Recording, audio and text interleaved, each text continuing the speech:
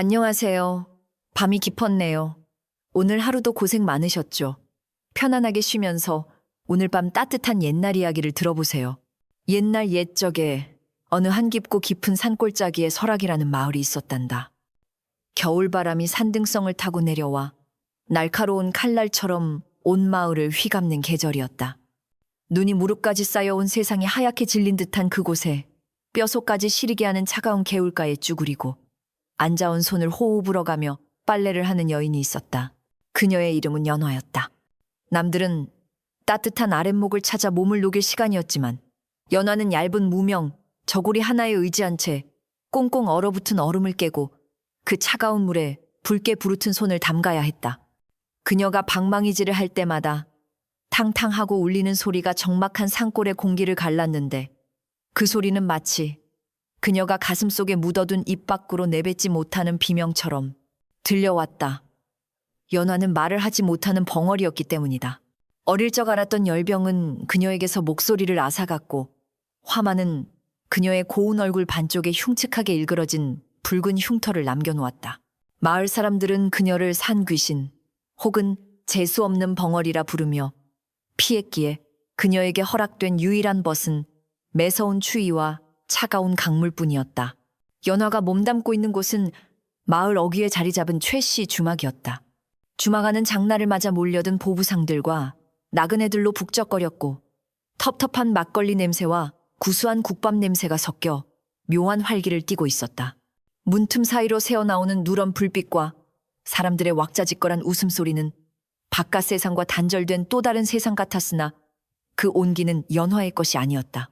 그녀는 부엌 구석에서 쉴 새 없이 끓어오르는 가마솥의 뜨거운 김을 얼굴에 맞으며 설거지를 하거나 손님들의 술상을 나르며 하루를 보냈다. 행여나 자신의 흉터가 손님들의 비위를 상하게 할까봐 머리카락을 길게 늘어뜨려 얼굴을 가리고 고개를 깊이 숙인 채 그림자처럼 움직여야만 했다. 그녀가 지나갈 때마다 사람들은 힐끗거리며 수군거렸지만 연화는 그저 들리지 않는 척, 보이지 않는 척 묵묵히 발걸음을 옮길 뿐이었다. 그녀의 내면에는 누구보다 섬세하고 고운 비단 같은 마음이 숨겨져 있었으나 세상은 오직 그녀의 겉모습만을 보고 혀를 찰 뿐이었다. 그러던 어느 날 밤 사단이 나고야 말았다. 거나하게 취한 한거상 주성, 이술을 더 가져오라며 소리를 지르다 실수로 지나가던 연화의 팔을 거칠게 낚아챘다. 그 바람에 연화가 들고 있던 술병이 바닥에 떨어져 산산조각이 났고 동시에 그녀의 얼굴을 가리고 있던 머리카락이 뒤로 젖혀지며 감추고 싶었던 붉은 흉터가 적나라하게 드러났다. 순간 시끌벅적하던 주막 안에 찬물을 끼얹은 듯 무거운 정적이 흘렀다. 거상은 마치 괴물을 본 듯 기겁하며 뒤로 물러나더니 이내 불쾌하다는 듯 고래고래 소리를 질렀다. 에이, 재수 없게 술맛 떨어지게 어디서 이런 흉물을 들였어. 그의 고함 소리에 다른 손님들도 덩달아 인상을 찌푸리며 수군대기 시작했다. 연화는 붉어진 얼굴을 감싸주고 바들바들 떨며 자리에 주저앉았으나 그녀의 입에서는 단 한마디 변명도 사과의 말도 나올 수 없었다. 그저 공허한 입놀림만이 허공을 맴돌 뿐 터져나오는 울음을 삼키며 바닥에 흩어진 사기 조각을 맨손으로 주워 담을 뿐이었다.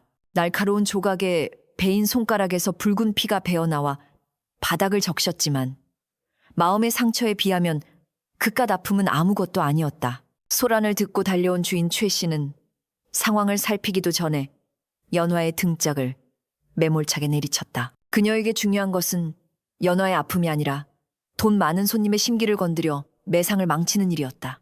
최 씨는 표독스러운 눈빛으로 연화를 노려보며 소리쳤다. 이 밥벌레 같은 년, 내년이 기어코 내 장사를 망치려 드는구나.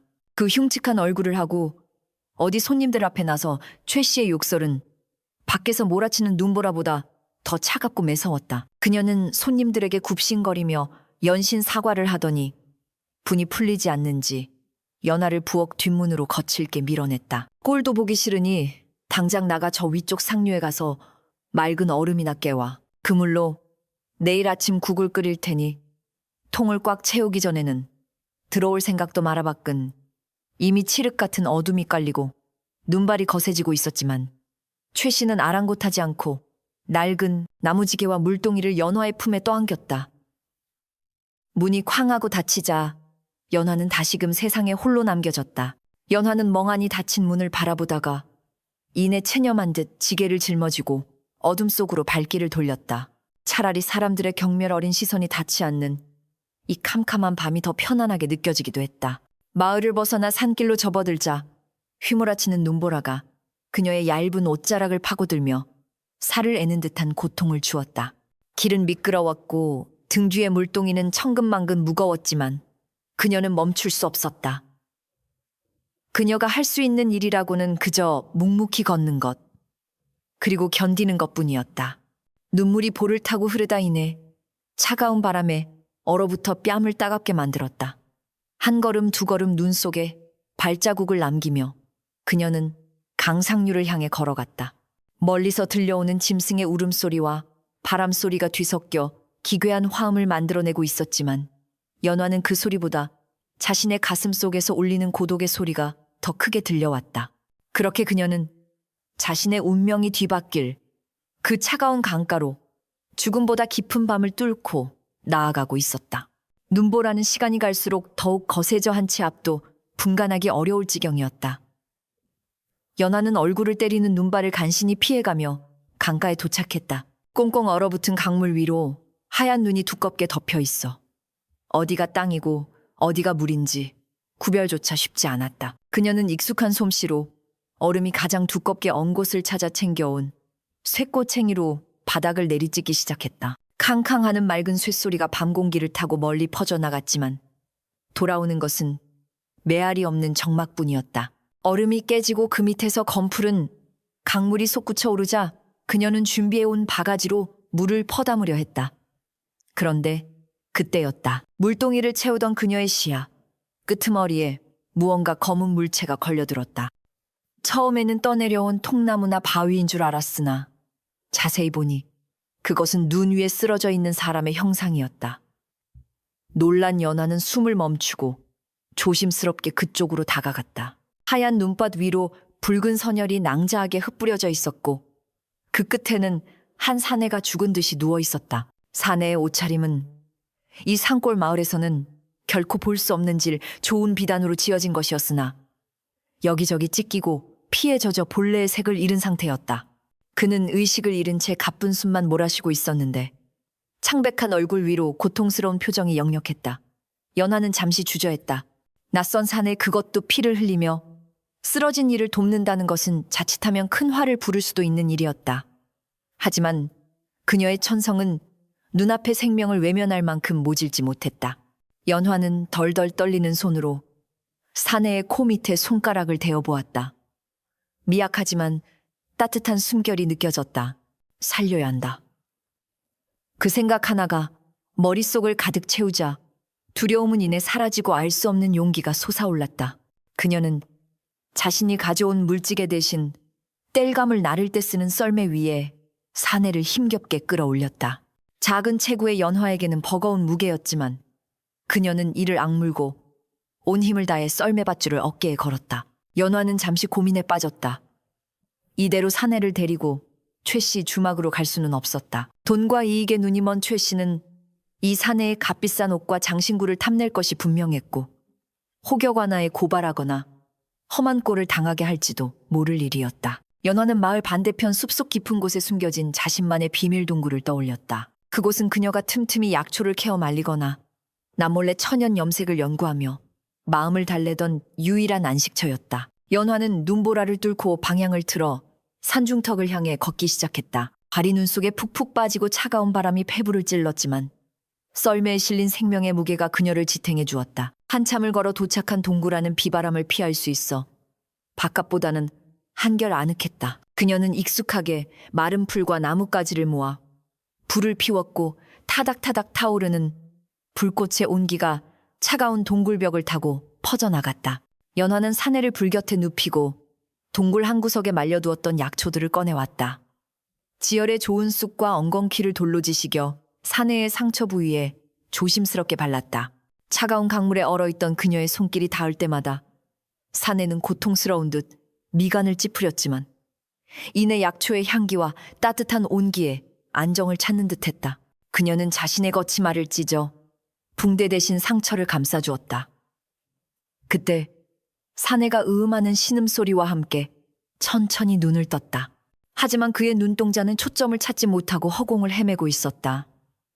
눈보라 속에서 너무 오랜 시간 헤맨 탓인지 아니면 머리를 다친 탓인지 그는 앞을 보지 못하는 듯했다. 누구냐? 여기가 어디 지났지만 위험 있는 목소리가 동굴 안에 울려 퍼졌다. 사내는 보이지 않는 두려움에 휩싸여 허공을 향해 손을 휘저었다. 연화는 대답하고 싶었으나 입술만 달싹일 뿐 목소리를 낼 수 없었다. 그저 겁먹은 짐승처럼 경계하는 그를 안심시키기 위해 조심스럽게 다가가 그의 거친 손등 위에 자신의 따뜻한 손을 얹었다. 사내는 손등에 닿은 온기에 흠칫 놀라 몸을 움츠렸으나 이내 그 손길이 해를 끼치려는 것이 아님을 깨닫고 긴장을 풀었다. 말을 하지 못하는가? 사내의 물음에 연하는 천천히 그의 손바닥에 내라고 쓰듯 2번 두드렸다. 사내는 잠시 침묵하더니 깊은 한숨을 내쉬며 힘없이 고개를 떨구었다.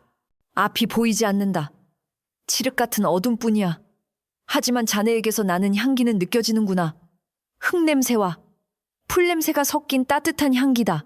그는 연화가 발라준 약초의 냄새와 그녀 몸에 밴 은은한 자연의 향을 맡으며 안도감을 느끼는 듯했다. 세상 사람들은 그녀의 흉터를 보고 괴물이라 불렀지만 지금 이 순간 눈이 먼 사내에게 그녀는 그저 자신을 구해준 따뜻한 손길이자 향기로운 구원자일 뿐이었다. 연화는 가슴 한구석이 뭉클해짐을 느꼈다.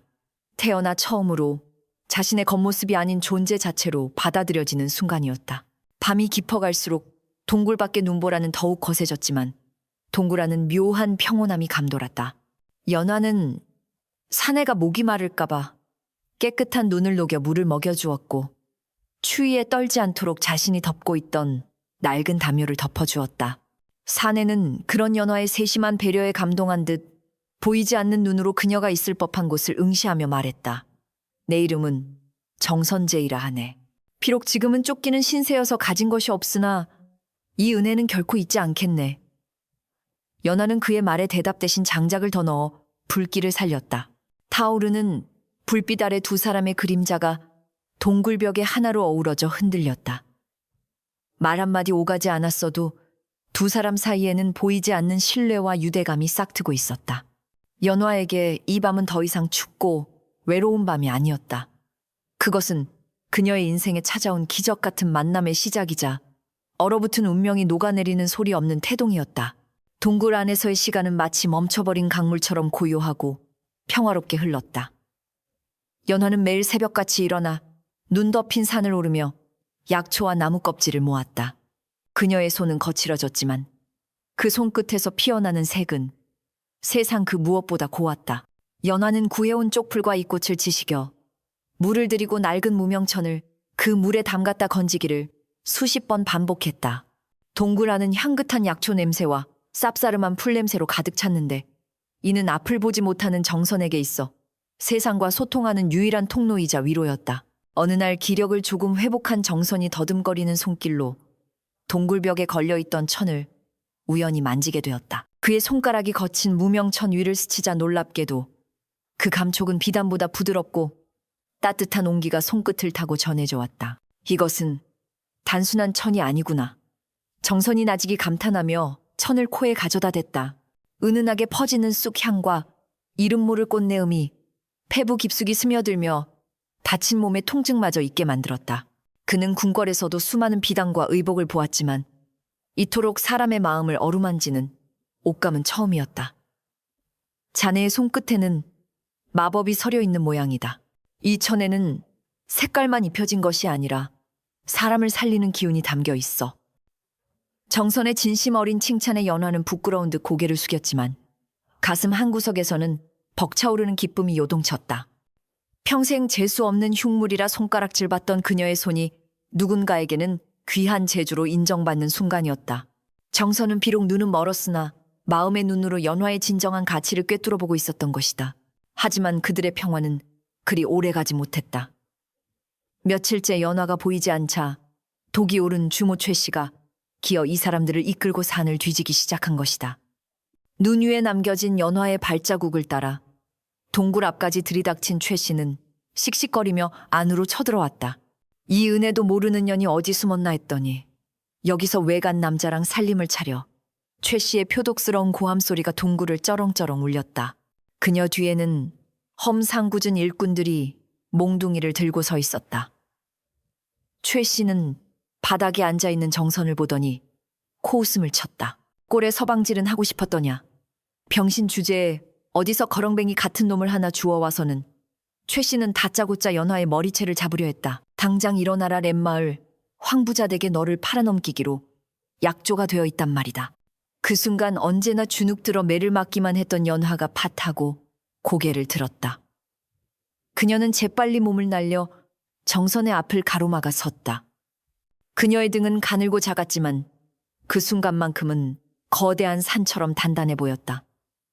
최 씨가 휘두른 손이 허공에서 멈칫했다. 연화의 눈빛 때문이었다. 언제나 바닥만 응시하던 그것 많던 눈동자가 아니었다. 마치 새끼를 지키려는 어미 짐승처럼 혹은 폭풍우 속에서도 꺾이지 않는 대나무처럼 그녀의 눈은 이글거리는 불꽃을 품고 최 씨를 똑바로 노려보고 있었다. 생전 처음 보는 연화의 기세에 최 씨는 주춤하며 뒷걸음질 쳤다. 이게 미쳤나. 감히 눈을 부라려 최 씨가 당황하여 소리쳤지만 연화는 한 발짝도 물러서지 않았다. 그녀는 더 이상 숨죽여 오는 소녀가 아니었다. 사랑하는 사람을 지키기 위해 그리고 자신의 존엄을 지키기 위해 일어선 전사였다. 그때였다. 소란을 듣고 뒤따라 올라왔던 마을 사람들 틈에서 한 여인이 다급하게 소리쳤다. 아이고, 우리 개똥이가 숨이 넘어간다. 최 씨와 함께 구경 삼아 올라왔던 아낙네 등에 엎혀있던 아이가 갑자기 경기를 일으키며 파랗게 질려가고 있었다. 독한 산바람을 쐰 탓에 급체와 함께 고열이 닥친 것이었다. 사람들은 어쩔 줄 몰라 발만 동동 구르고 있었다. 연화는 망설임 없이 돌아서서 벽에 걸려있던 자신이 정성껏 염색한 천을 걷어내렸다. 그리고는 아이에게 달려가 그 천으로 아이의 몸을 단단히 감싸고 주물러주기 시작했다. 최 씨는 저 재수 없는 년이 아이를 해코지하려 한다며 말리려 들었지만 정선의 낮은 목소리가 그녀를 제지했다. 그냥 두시오. 그 천은 사람을 살리는 약이오. 정선의 말은 예언처럼 들어맞았다. 연화가 약초물을 들이고 수없이 치대어 만든 그 천에서는 강력한 약효와 열기가 뿜어져 나오고 있었다. 천에 감싸인 지 얼마 지나지 않아 파랗게 질려있던 아이의 얼굴에 혈색이 돌기 시작했다. 덜덜 떨리던 몸이 진정되더니 이내 새근거리며 편안한 숨소리를 내뱉기 시작했다. 그 모습을 지켜보던 마을 사람들의 입에서 탄성이 터져나왔다. 세상에 저게 무슨 조화란 말인가. 저 벙어리 처녀가 만든 천이 죽어가던 애를 살렸어. 사람들의 눈빛이 순식간에 경멸에서 경외로 바뀌었다. 연화의 흉측한 얼굴은 더 이상 눈에 들어오지 않았다. 오직 생명을 살려낸 그녀의 신비로운 능력과 따뜻한 마음씨만이 빛나고 있었다. 분위기가 반전되자 최 씨는 당황한 기색이 역력했다. 마을 사람들이 하나둘 연화의 편을 들며 최 씨를 비난하기 시작했기 때문이다. 주모 너무한 거 아니오. 저렇게 재주 좋고 착한 처자를 구박하다니. 결국 최 씨는 분을 사귀지 못한 채 씩씩거리며 일꾼들을 데리고 산을 내려갈 수밖에 없었다. 위기가 지나가고 다시 동굴의 고요가 찾아왔다. 정선은 연화가 있는 쪽을 향해 손을 뻗었다. 연화가 조심스럽게 다가가 그의 손을 잡자 정선이 부드럽게 미소 지으며 말했다. 보지 않아도 알 수 있었다. 네가 얼마나 용기 있게 맞서 싸웠는지, 그리고 얼마나 따뜻한 마음으로 아이를 구했는지. 오늘 너는 그 누구보다 아름다웠다. 연화의 흉터 위로 뜨거운 눈물 한 방울이 흘러내렸다. 그것은 슬픔의 눈물이 아니라 껍질을 깨고 나온 나비가 처음으로 날갯짓을 하며 흘리는 환희의 눈물이었다. 산 아래 마을에는 이미 소문이 퍼져나가고 있었다. 흉측한 상귀신이 아니라 사람을 살리는 신비한 약천을 만드는 선녀가 산속에 살고 있다고. 그렇게 연화의 이름은 전설이 되어 사람들의 입에서 입으로 전해지기 시작했다. 겨울이 가고 봄이 오는 것은 막을 수 없는 자연의 이치였다. 산골짜기에 눈이 녹아 졸졸 흐르는 시냇물이 되고 앙상했던 나뭇가지에 연두색 새순이 돋아나던 어느 날이었다. 평화롭던 동굴 앞에 다시금 불길한 그림자가 드리워졌다. 이번에는 최 씨가 관아의 포졸들까지 대동하고 나타난 것이다. 최 씨는 의기양양한 표정으로 소리쳤다. 전현이 바로 도망친 노비요. 그리고 저놈은 산적 놈이 분명한 이 당장 잡아들이시오. 포졸들이 창을 겨누며 동굴을 포위하자 연화는 사색이 되어 정선의 앞을 가로막았다. 하지만 정선은 태연했다.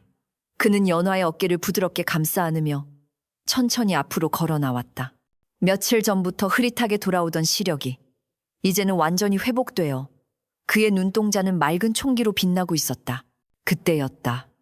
산 아래쪽에서 땅이 울리는 듯한 말발굽 소리가 들려오더니 화려한 깃발을 앞세운 수십 명의 기마대가 들이닥쳤다. 그들의 갑옷에는 왕실을 상징하는 문양이 선명하게 새겨져 있었다. 최 씨와 포졸들이 어리둥절해하는 사이 기마대의 대장이 말에서 뛰어내려 정선 앞에 납작 엎드려 절을 올렸다. 정선군 마마 늦어서 죽을 죄를 지었습니다. 옥체는 강령하신지요. 그 소리에 현장은 찬물을 끼얹은 듯 조용해졌다. 마마라니 왕의 동생인 왕자에게나 붙이는 호칭이 아닌가. 최 씨의 입이 떡 벌어지며 다리에 힘이 풀려 그 자리에 주저앉고 말았다. 자신이 산적 취급하며 욕보이려 했던 남자가 바로 금상의 아우 정선군이었던 것이다. 정선은 위험 있는 목소리로 대장에게 명했다. 일어나라. 저 탐욕스러운 주모와 부패한 포졸들을 당장 포박하여라. 상황은 순식간에 뒤집혔다. 정선은 벌벌 떨며 목숨을 구걸하는 최 씨를 차갑게 내려다보았다. 내 죄는 단순히 나를 능멸한 것에 있지 않다. 너는 사람을 겉모습으로 판단하고 약한 자를 핍박하며 짐승만도 못한 짓을 저질렀다. 정선은 최 씨가 평생 긁어모은 재산을 몰수하여 마을의 가난한 이들에게 나누어 주게 하고 최 씨 본인은 관아의 노비로 삼아 평생 험한 일을 하며 죄를 씻도록 명했다. 정의가 실현되는 순간 마을 사람들은 환호하며 왕자의 공명정대함을 칭송했다. 소란이 정리되자 정선은 천천히 연화에게로 몸을 돌렸다. 연화는 자신의 흉측한 얼굴이 정선의 눈에 띄는 것이 두려워 고개를 푹 숙인 채 뒷걸음질 치고 있었다. 이제 눈을 뜬 그가 자신의 진짜 모습을 보고 실망하거나 혐오감을 느낄까봐 가슴이 찢어질 듯 아팠기 때문이다. 정선은 그런 연화에게 다가가 그녀의 떨리는 두 손을 잡아 자신의 가슴에 얹었다. 그리고 부드러운 손길로 그녀의 턱을 들어 올려 자신을 바라보게 했다. 연화는 눈을 질끈 감았지만 정선의 따뜻한 목소리가 그녀의 귓가에 울렸다. 눈을 뜨시오, 연화. 내 생명의 은인이여. 연화가 조심스럽게 눈을 뜨자 꿀처럼 다정한 정선의 눈빛이 그녀를 담고 있었다. 그는 연화의 뺨을 가로지르는 붉은 흉터를 손가락으로 가만히 쓸어내렸다. 그 손길에는 티끌만큼의 거부감도 없었다. 사람들은 이것을 흉터라 부를지 모르나 내 눈에는 그 어떤 꽃보다 아름다운 훈장으로 보이요. 내 목숨을 구하고 차가운 세상에 온기를 불어넣은 자비로운 마음이 겉으로 피어난 꽃잎과 같소. 정선은 모든 사람이 지켜보는 가운데 연화의 흉터 위에 경건하게 입을 맞추었다. 그날 이후 연화의 삶은 완전히 달라졌다. 정선군은 연화를 가마에 태워 한양으로 데려갔다. 비록 신분의 차이가 있었고 벙어리라는 장애가 있었으나 왕실과 조정대신들은 정선군이 가져온 연화의 염색 천을 보고 탐복하지 않을 수 없었다. 그 천은 단순한 옷감이 아니라 입는 사람의 병을 낫게 하고 마음을 편안하게 해주는 신물 세묵과도 같았기 때문이다.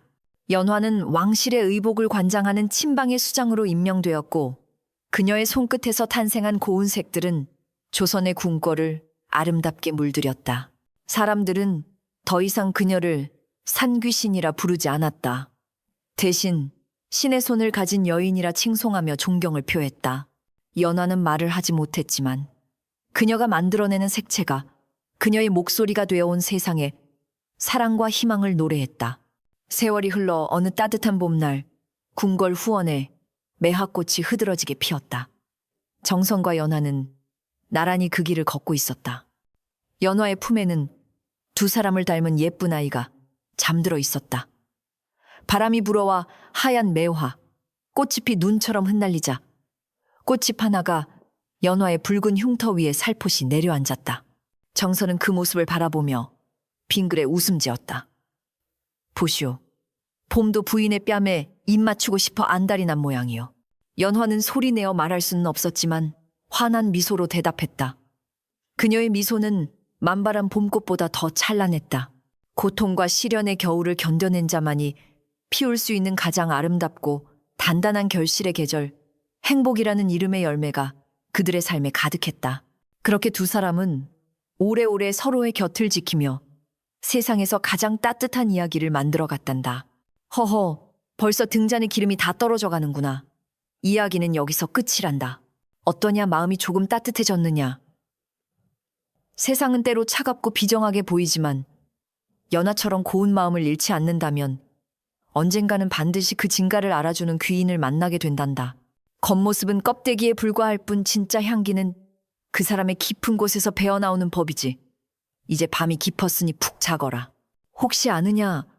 꿈속에서 너만의 정성군을 만나게 될지 아니면 네가 누군가의 연하가 되어 세상을 따뜻하게 물들일지 말이다. 안녕하세요. 밤이 깊었네요. 오늘 하루도 고생 많으셨죠? 편안하게 쉬면서 오늘 밤 따뜻한 옛날 이야기를 들어보세요. 옛날 옛적에 어느 한 깊고 깊은 산골짜기에 설악이라는 마을이 있었단다. 겨울바람이 산등성을 타고 내려와 날카로운 칼날처럼 온 마을을 휘감는 계절이었다. 눈이 무릎까지 쌓여온 세상이 하얗게 질린 듯한 그곳에 뼛속까지 시리게 하는 차가운 개울가에 쭈그리고 앉아온 손을 호호 불어가며 빨래를 하는 여인이 있었다. 그녀의 이름은 연화였다. 남들은 따뜻한 아랫목을 찾아 몸을 녹일 시간이었지만 연화는 얇은 무명, 저고리 하나에 의지한 채 꽁꽁 얼어붙은 얼음을 깨고 그 차가운 물에 붉게 부르튼 손을 담가야 했다. 그녀가 방망이질을 할 때마다 탕탕하고 울리는 소리가 적막한 산골의 공기를 갈랐는데 그 소리는 마치 그녀가 가슴속에 묻어둔 입 밖으로 내뱉지 못하는 비명처럼 들려왔다. 연화는 말을 하지 못하는 벙어리였기 때문이다. 어릴 적 알았던 열병은 그녀에게서 목소리를 앗아갔고 화만은 그녀의 고운 얼굴 반쪽에 흉측하게 일그러진 붉은 흉터를 남겨놓았다. 마을 사람들은 그녀를 산귀신 혹은 재수없는 벙어리라 부르며 피했기에 그녀에게 허락된 유일한 벗은 매서운 추위와 차가운 강물뿐이었다. 연화가 몸담고 있는 곳은 마을 어귀에 자리 잡은 최씨 주막이었다. 주막 안은 장날을 맞아 몰려든 보부상들과 나그네들로 북적거렸고 텁텁한 막걸리 냄새와 구수한 국밥 냄새가 섞여 묘한 활기를 띠고 있었다. 문틈 사이로 새어나오는 누런 불빛과 사람들의 왁자지껄한 웃음소리는 바깥 세상과 단절된 또 다른 세상 같았으나 그 온기는 연화의 것이 아니었다. 그녀는 부엌 구석에서 쉴 새 없이 끓어오르는 가마솥의 뜨거운 김을 얼굴에 맞으며 설거지를 하거나 손님들의 술상을 나르며 하루를 보냈다. 행여나 자신의 흉터가 손님들의 비위를 상하게 할까봐 머리카락을 길게 늘어뜨려 얼굴을 가리고 고개를 깊이 숙인 채 그림자처럼 움직여야만 했다. 그녀가 지나갈 때마다 사람들은 힐끗거리며 수군거렸지만 연화는 그저 들리지 않는 척, 보이지 않는 척 묵묵히 발걸음을 옮길 뿐이었다. 그녀의 내면에는 누구보다 섬세하고 고운 비단 같은 마음이 숨겨져 있었으나 세상은 오직 그녀의 겉모습만을 보고 혀를 찰 뿐이었다. 그러던 어느 날 밤 사단이 나고야 말았다. 거나하게 취한 한거상 주성, 이술을 더 가져오라며 소리를 지르다 실수로 지나가던 연화의 팔을 거칠게 낚아챘다. 그 바람에 연화가 들고 있던 술병이 바닥에 떨어져 산산조각이 났고 동시에 그녀의 얼굴을 가리고 있던 머리카락이 뒤로 젖혀지며 감추고 싶었던 붉은 흉터가 적나라하게 드러났다. 순간 시끌벅적하던 주막 안에 찬물을 끼얹은 듯 무거운 정적이 흘렀다. 거상은 마치 괴물을 본 듯 기겁하며 뒤로 물러나더니 이내 불쾌하다는 듯 고래고래 소리를 질렀다. 에이, 재수 없게 술맛 떨어지게 어디서 이런 흉물을 들였어. 그의 고함 소리에 다른 손님들도 덩달아 인상을 찌푸리며 수군대기 시작했다.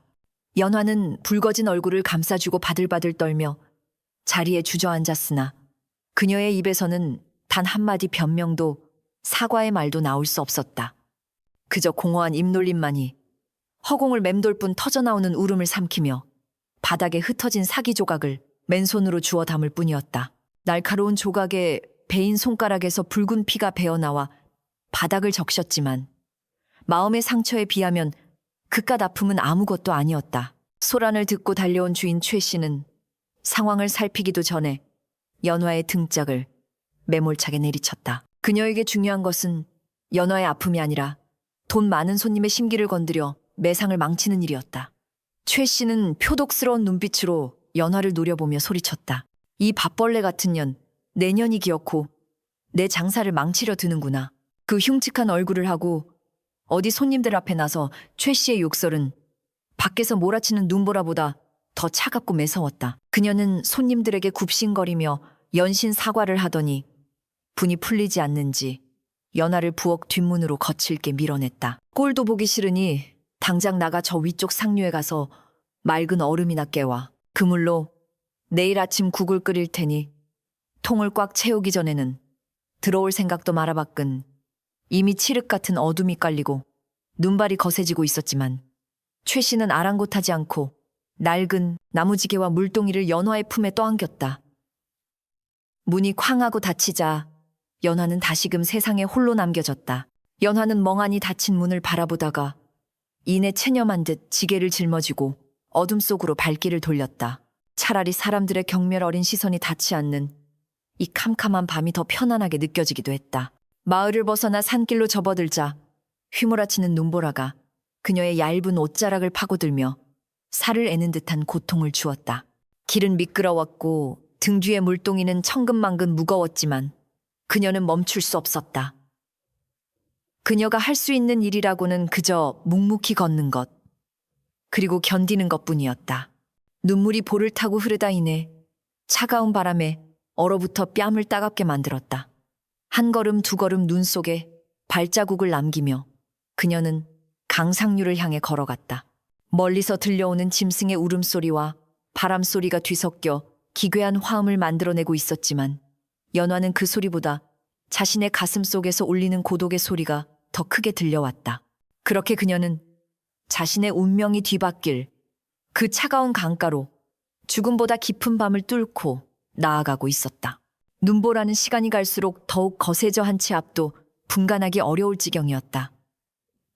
연화는 얼굴을 때리는 눈발을 간신히 피해가며 강가에 도착했다. 꽁꽁 얼어붙은 강물 위로 하얀 눈이 두껍게 덮여 있어 어디가 땅이고 어디가 물인지 구별조차 쉽지 않았다. 그녀는 익숙한 솜씨로 얼음이 가장 두껍게 언 곳을 찾아 챙겨온 쇠꼬챙이로 바닥을 내리찍기 시작했다. 캉캉하는 맑은 쇳소리가 밤 공기를 타고 멀리 퍼져나갔지만 돌아오는 것은 메아리 없는 정막뿐이었다. 얼음이 깨지고 그 밑에서 검푸른 강물이 솟구쳐 오르자 그녀는 준비해온 바가지로 물을 퍼담으려 했다. 그런데 그때였다. 물동이를 채우던 그녀의 시야 끄트머리에 무언가 검은 물체가 걸려들었다. 처음에는 떠내려온 통나무나 바위인 줄 알았으나 자세히 보니 그것은 눈 위에 쓰러져 있는 사람의 형상이었다. 놀란 연화는 숨을 멈추고 조심스럽게 그쪽으로 다가갔다. 하얀 눈밭 위로 붉은 선혈이 낭자하게 흩뿌려져 있었고 그 끝에는 한 사내가 죽은 듯이 누워 있었다. 사내의 옷차림은 이 산골 마을에서는 결코 볼 수 없는 질 좋은 비단으로 지어진 것이었으나 여기저기 찢기고 피에 젖어 본래의 색을 잃은 상태였다. 그는 의식을 잃은 채 가쁜 숨만 몰아쉬고 있었는데 창백한 얼굴 위로 고통스러운 표정이 역력했다. 연화는 잠시 주저했다. 낯선 산에 그것도 피를 흘리며 쓰러진 이를 돕는다는 것은 자칫하면 큰 화를 부를 수도 있는 일이었다. 하지만 그녀의 천성은 눈앞의 생명을 외면할 만큼 모질지 못했다. 연화는 덜덜 떨리는 손으로 사내의 코 밑에 손가락을 대어보았다. 미약하지만 따뜻한 숨결이 느껴졌다. 살려야 한다. 그 생각 하나가 머릿속을 가득 채우자 두려움은 이내 사라지고 알 수 없는 용기가 솟아올랐다. 그녀는 자신이 가져온 물지개 대신 땔감을 나를 때 쓰는 썰매 위에 사내를 힘겹게 끌어올렸다. 작은 체구의 연화에게는 버거운 무게였지만 그녀는 이를 악물고 온 힘을 다해 썰매밧줄을 어깨에 걸었다. 연화는 잠시 고민에 빠졌다. 이대로 사내를 데리고 최 씨 주막으로 갈 수는 없었다. 돈과 이익에 눈이 먼 최 씨는 이 사내의 값비싼 옷과 장신구를 탐낼 것이 분명했고 혹여 관아에 고발하거나 험한 꼴을 당하게 할지도 모를 일이었다. 연화는 마을 반대편 숲속 깊은 곳에 숨겨진 자신만의 비밀 동굴을 떠올렸다. 그곳은 그녀가 틈틈이 약초를 캐어 말리거나 남몰래 천연 염색을 연구하며 마음을 달래던 유일한 안식처였다. 연화는 눈보라를 뚫고 방향을 틀어 산중턱을 향해 걷기 시작했다. 발이 눈 속에 푹푹 빠지고 차가운 바람이 폐부를 찔렀지만 썰매에 실린 생명의 무게가 그녀를 지탱해 주었다. 한참을 걸어 도착한 동굴 안은 비바람을 피할 수 있어 바깥보다는 한결 아늑했다. 그녀는 익숙하게 마른 풀과 나뭇가지를 모아 불을 피웠고 타닥타닥 타오르는 불꽃의 온기가 차가운 동굴벽을 타고 퍼져나갔다. 연화는 사내를 불 곁에 눕히고 동굴 한 구석에 말려두었던 약초들을 꺼내왔다. 지혈에 좋은 쑥과 엉겅퀴를 돌로 지시겨 사내의 상처 부위에 조심스럽게 발랐다. 차가운 강물에 얼어있던 그녀의 손길이 닿을 때마다 사내는 고통스러운 듯 미간을 찌푸렸지만 이내 약초의 향기와 따뜻한 온기에 안정을 찾는 듯했다. 그녀는 자신의 거치말을 찢어 붕대 대신 상처를 감싸주었다. 그때 사내가 으음하는 신음소리와 함께 천천히 눈을 떴다. 하지만 그의 눈동자는 초점을 찾지 못하고 허공을 헤매고 있었다. 눈보라 속에서 너무 오랜 시간 헤맨 탓인지 아니면 머리를 다친 탓인지 그는 앞을 보지 못하는 듯했다. 누구냐? 여기가 어디 지났지만 위험 있는 목소리가 동굴 안에 울려 퍼졌다. 사내는 보이지 않는 두려움에 휩싸여 허공을 향해 손을 휘저었다. 연화는 대답하고 싶었으나 입술만 달싹일 뿐 목소리를 낼 수 없었다. 그저 겁먹은 짐승처럼 경계하는 그를 안심시키기 위해 조심스럽게 다가가 그의 거친 손등 위에 자신의 따뜻한 손을 얹었다. 사내는 손등에 닿은 온기에 흠칫 놀라 몸을 움츠렸으나 이내 그 손길이 해를 끼치려는 것이 아님을 깨닫고 긴장을 풀었다. 말을 하지 못하는가? 사내의 물음에 연화는 천천히 그의 손바닥에 내라고 쓰듯 2번 두드렸다. 사내는 잠시 침묵하더니 깊은 한숨을 내쉬며 힘없이 고개를 떨구었다. 앞이 보이지 않는다. 칠흑 같은 어둠뿐이야. 하지만 자네에게서 나는 향기는 느껴지는구나. 흙냄새와 풀냄새가 섞인 따뜻한 향기다. 그는 연화가 발라준 약초의 냄새와 그녀 몸에 밴 은은한 자연의 향을 맡으며 안도감을 느끼는 듯했다. 세상 사람들은 그녀의 흉터를 보고 괴물이라 불렀지만 지금 이 순간 눈이 먼 사내에게 그녀는 그저 자신을 구해준 따뜻한 손길이자 향기로운 구원자일 뿐이었다. 연화는 가슴 한구석이 뭉클해짐을 느꼈다. 태어나 처음으로 자신의 겉모습이 아닌 존재 자체로 받아들여지는 순간이었다. 밤이 깊어갈수록 동굴 밖의 눈보라는 더욱 거세졌지만 동굴 안은 묘한 평온함이 감돌았다. 연화는 사내가 목이 마를까봐 깨끗한 눈을 녹여 물을 먹여주었고 추위에 떨지 않도록 자신이 덮고 있던 낡은 담요를 덮어주었다. 사내는 그런 연화의 세심한 배려에 감동한 듯 보이지 않는 눈으로 그녀가 있을 법한 곳을 응시하며 말했다. 내 이름은 정선재이라 하네. 비록 지금은 쫓기는 신세여서 가진 것이 없으나 이 은혜는 결코 잊지 않겠네.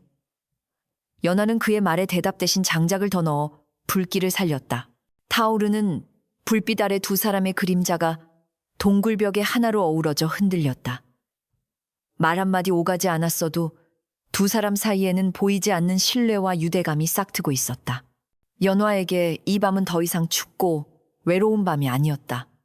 그것은 그녀의 인생에 찾아온 기적 같은 만남의 시작이자 얼어붙은 운명이 녹아내리는 소리 없는 태동이었다. 동굴 안에서의 시간은 마치 멈춰버린 강물처럼 고요하고 평화롭게 흘렀다. 연화는 매일 새벽같이 일어나 눈 덮인 산을 오르며 약초와 나무 껍질을 모았다. 그녀의 손은 거칠어졌지만 그 손끝에서 피어나는 색은 세상 그 무엇보다 고왔다. 연화는 구해온 쪽풀과 잎꽃을 지시겨 물을 들이고 낡은 무명천을 그 물에 담갔다 건지기를 수십 번 반복했다. 동굴 안은 향긋한 약초 냄새와 쌉싸름한 풀 냄새로 가득 찼는데 이는 앞을 보지 못하는 정선에게 있어 세상과 소통하는 유일한 통로이자 위로였다. 어느 날 기력을 조금 회복한 정선이 더듬거리는 손길로 동굴벽에 걸려있던 천을 우연히 만지게 되었다. 그의 손가락이 거친 무명천 위를 스치자 놀랍게도 그 감촉은 비단보다 부드럽고 따뜻한 온기가 손끝을 타고 전해져 왔다. 이것은 단순한 천이 아니구나. 정선이 나직이 감탄하며 천을 코에 가져다 댔다. 은은하게 퍼지는 쑥향과 이름 모를 꽃내음이 폐부 깊숙이 스며들며 다친 몸의 통증마저 잊게 만들었다. 그는 궁궐에서도 수많은 비단과 의복을 보았지만 이토록 사람의 마음을 어루만지는 옷감은 처음이었다. 자네의 손끝에는 마법이 서려 있는 모양이다. 이 천에는 색깔만 입혀진 것이 아니라 사람을 살리는 기운이 담겨 있어. 정선의 진심 어린 칭찬에 연화는 부끄러운 듯 고개를 숙였지만 가슴 한구석에서는 벅차오르는 기쁨이 요동쳤다. 평생 재수 없는 흉물이라 손가락질 받던 그녀의 손이 누군가에게는 귀한 재주로 인정받는 순간이었다. 정선은 비록 눈은 멀었으나 마음의 눈으로 연화의 진정한 가치를 꿰뚫어보고 있었던 것이다. 하지만 그들의 평화는 그리 오래가지 못했다. 며칠째 연화가 보이지 않자 독이 오른 주모 최 씨가 기어 이 사람들을 이끌고 산을 뒤지기 시작한 것이다. 눈 위에 남겨진 연화의 발자국을 따라 동굴 앞까지 들이닥친 최 씨는 씩씩거리며 안으로 쳐들어왔다. 이 은혜도 모르는 년이 어디 숨었나 했더니 여기서 외간 남자랑 살림을 차려 최 씨의 표독스러운 고함 소리가 동굴을 쩌렁쩌렁 울렸다. 그녀 뒤에는 험상궂은 일꾼들이 몽둥이를 들고 서 있었다. 최 씨는 바닥에 앉아있는 정선을 보더니 코웃음을 쳤다. 꼴에 서방질은 하고 싶었더냐. 병신 주제에 어디서 거렁뱅이 같은 놈을 하나 주워와서는 최 씨는 다짜고짜 연화의 머리채를 잡으려 했다. 당장 일어나라 렛마을, 황부자댁에 너를 팔아넘기기로 약조가 되어 있단 말이다. 그 순간 언제나 주눅 들어 매를 맞기만 했던 연화가 팥하고 고개를 들었다. 그녀는 재빨리 몸을 날려 정선의 앞을 가로막아 섰다. 그녀의 등은 가늘고 작았지만 그 순간만큼은 거대한 산처럼 단단해 보였다. 최 씨가 휘두른 손이 허공에서 멈칫했다. 연화의 눈빛 때문이었다. 언제나 바닥만 응시하던 그것 많던 눈동자가 아니었다. 마치 새끼를 지키려는 어미 짐승처럼 혹은 폭풍우 속에서도 꺾이지 않는 대나무처럼 그녀의 눈은 이글거리는 불꽃을 품고 최 씨를 똑바로 노려보고 있었다. 생전 처음 보는 연화의 기세에 최 씨는 주춤하며 뒷걸음질 쳤다. 이게 미쳤나. 감히 눈을 부라려 최 씨가 당황하여 소리쳤지만 연화는 한 발짝도 물러서지 않았다. 그녀는 더 이상 숨죽여오는 소녀가 아니었다. 사랑하는 사람을 지키기 위해 그리고 자신의 존엄을 지키기 위해 일어선 전사였다. 그때였다. 소란을 듣고 뒤따라 올라왔던 마을 사람들 틈에서 한 여인이 다급하게 소리쳤다. 아이고, 우리 개똥이가 숨이 넘어간다. 최 씨와 함께 구경 삼아 올라왔던 아낙네의 등에 엎여있던 아이가 갑자기 경기를 일으키며 파랗게 질려가고 있었다. 독한 산바람을 쐰 탓에 급체와 함께 고열이 닥친 것이었다. 사람들은 어쩔 줄 몰라 발만 동동 구르고 있었다. 연화는 망설임 없이 돌아서서 벽에 걸려있던 자신이 정성껏 염색한 천을 걷어내렸다. 그리고는 아이에게 달려가 그 천으로 아이의 몸을 단단히 감싸고 주물러주기 시작했다. 최 씨는 저 재수 없는 년이 아이를 해코지하려 한다며 말리려 들었지만 정선의 낮은 목소리가 그녀를 제지했다. 그냥 두시오. 그 천은 사람을 살리는 약이오. 정선의 말은 예언처럼 들어맞았다.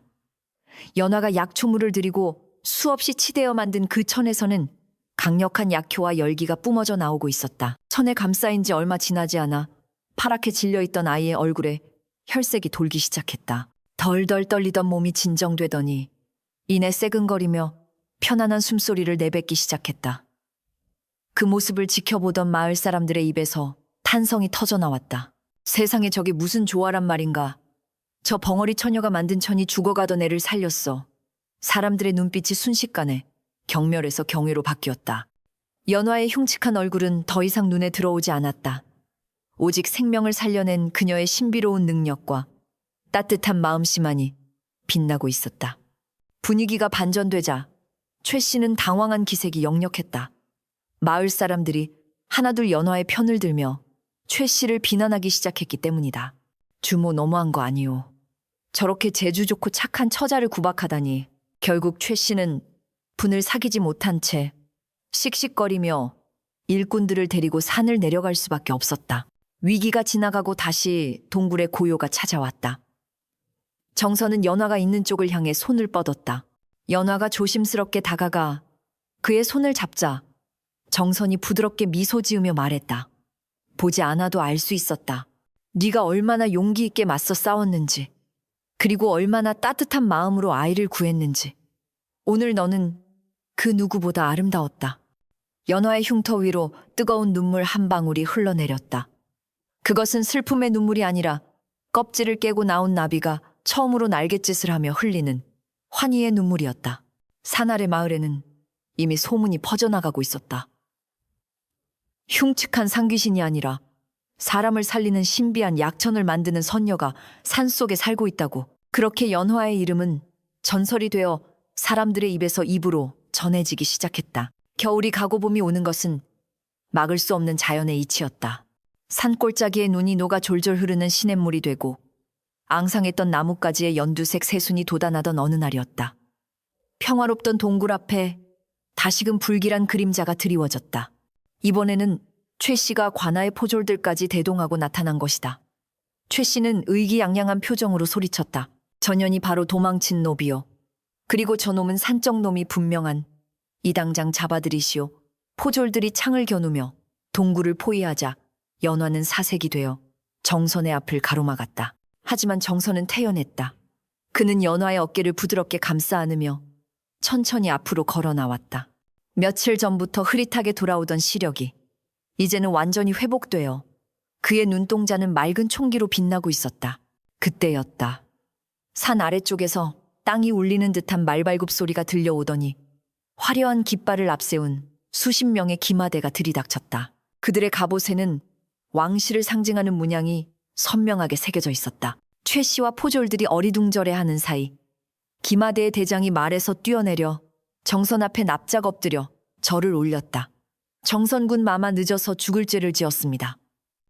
옥체는 강령하신지요. 그 소리에 현장은 찬물을 끼얹은 듯 조용해졌다. 마마라니 왕의 동생인 왕자에게나 붙이는 호칭이 아닌가. 최 씨의 입이 떡 벌어지며 다리에 힘이 풀려 그 자리에 주저앉고 말았다. 자신이 산적 취급하며 욕보이려 했던 남자가 바로 금상의 아우 정선군이었던 것이다. 정선은 위험 있는 목소리로 대장에게 명했다. 일어나라. 저 탐욕스러운 주모와 부패한 포졸들을 당장 포박하여라. 상황은 순식간에 뒤집혔다.